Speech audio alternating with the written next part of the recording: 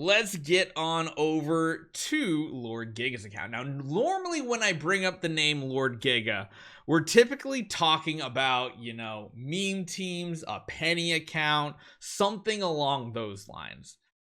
However, he actually does have a normal account. It's just we never go on it. And this is the account right here. This is what I call a very pretty account. I really, really, really, really love this. Yes, the OP penny, absolutely, definitely. This is what I call the cookie cutter perfect build. Honestly, I've looked at it before, and when he said he wanted me to go on it, I feel like at this point he's just flexing on us with his account, because to be honest, there's not much to change. He has one giant killer hero. It's an A-, and it is a Lord of Fear Aspen, and it's a very good Lord of Fear Aspen, a very high A roll as well. Not much I can say about this. The hero is good. The one thing that's really nice nowadays, the Destiny transition is out. I don't have to go look at cores. I know all of these heroes have full sublimations, have cores of origin up to noble, very solid. And you'll notice, even in this list here, you got two heroes right next to Lord of Fear Aspen with the second and third most power on them. Maybe even more. No, they're both core 100. And that is the tenets of Lord of Fear Aspen, Phantom Defier Elena, and Scarlet Queen Halora. Now, why is that? This is a 38 million attack hero compared to the 22 we saw earlier. But what you'll notice is we're getting about 8 million attack from this Scarlet Queen Halora, and we're getting a 8.6 million attack from a Phantom Defier Elena. This is where you get so much of your power. This hero literally has as much power from the tenants as the last Lord of Fear Aspen had in total. These two, very, very strong. I love seeing this. Someone says, whoa, I've never seen purple levels. So that's another power system that was like introduced and then not really gone into much. X stones. So this is a way to upgrade the overall level of your hero, basically past what, 380 I think is the cap. No, 390, 400, 450. I can't remember what the max is. It 450? I honestly can't remember what the max hero level is now, but it's a way to take him even further. Essentially, you can get a button right here when you get them maxed out that lets you take them 400. Yeah, 400 is tree 5, and then you get an additional 100 levels right here. And you'll notice all the important tenant hero copies have that too. Why? Because these are additional stats. You'll see it on the Kirimaro, you'll see it on the Aspen, and these are giving about a half to a third of the power of the Transcendence heroes that have Destiny Transition.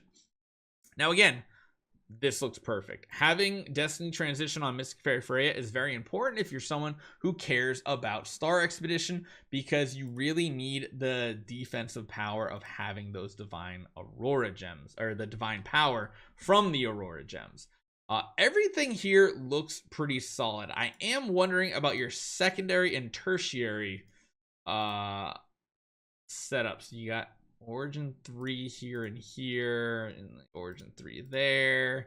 It's kind of spread around. This feels a little weird, but I guess it does give her power, and there's really nobody else to use her for, right? On an account like this,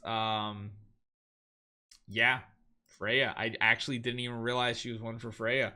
That's cool, because you do want a powerful hero for this too. Granted, you don't need a Destiny Transitioner. This is what I call a perfect, I feel like, 6-hero Destiny Transition team setup. The one thing that a lot of people used to do was, instead of Betty, they would build a Doom Turner Vulcan, and then of course you build an Natalia to be a tenant, so on and so forth. But I really, really like this setup. So, where are we in campaign? Probably 7-1-1. Is this 7-1-1? Yeah, 7-1-1. This is just where everybody gets stuck, to be honest. It's not like there's no shame in this. There's nothing. It's just this is just one of the most difficult waves you will ever experience.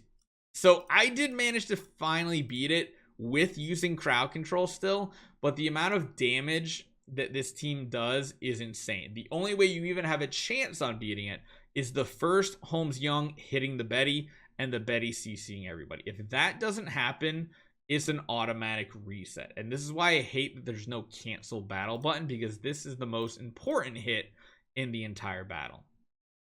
You're probably just gonna have to wait for the nerf, because even in this situation, that was the most optimal thing.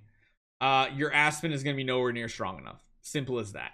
My Aspen plus my Lord of Sparkles barely got it done. But as you guys can see, there's really nothing I can tell you advice-wise to get past this. You're just gonna have to wait for it to get nerfed, hopefully when Chapter 8 comes out.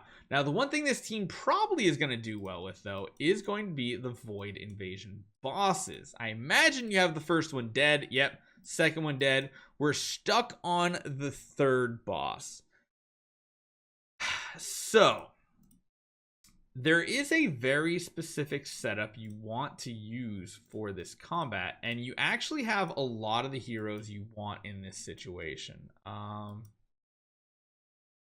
Why can, oh, there it is. I'm like, why are my eyes just not seeing the snake right here?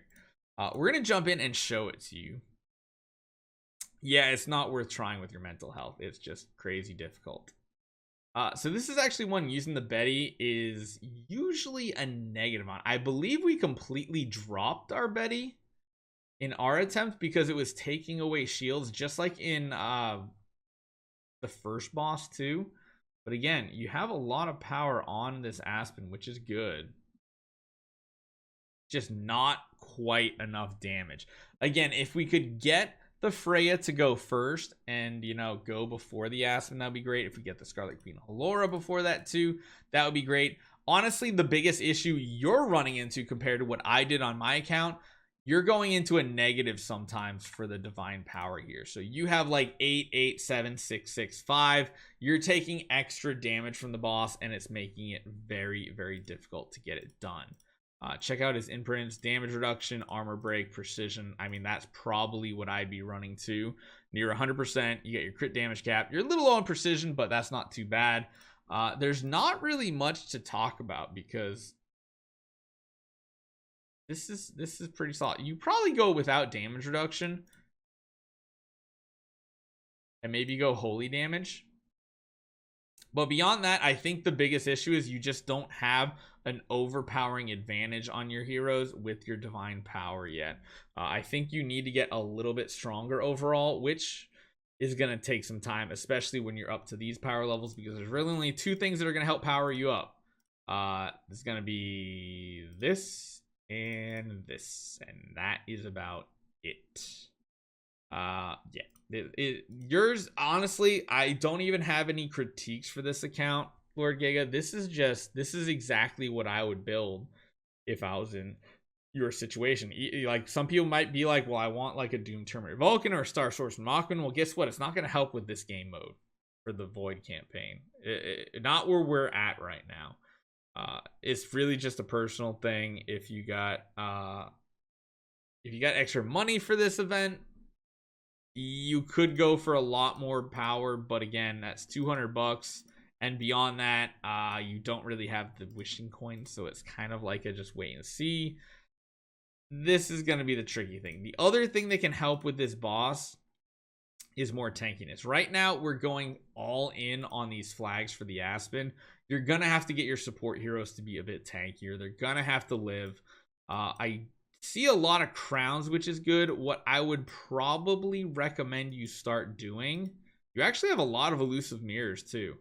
I would probably start collecting some auspicious lucky cats. Get some splendid auspicious lucky cats, and that actually might help you with survivability too. But yeah, that's just going to be a long run. I don't know if you already have the chests. Got a couple. Those don't have it.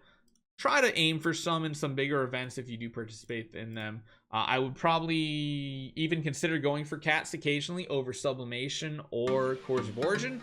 Like I said, you already got everything you need, so play it slow. Start doing better.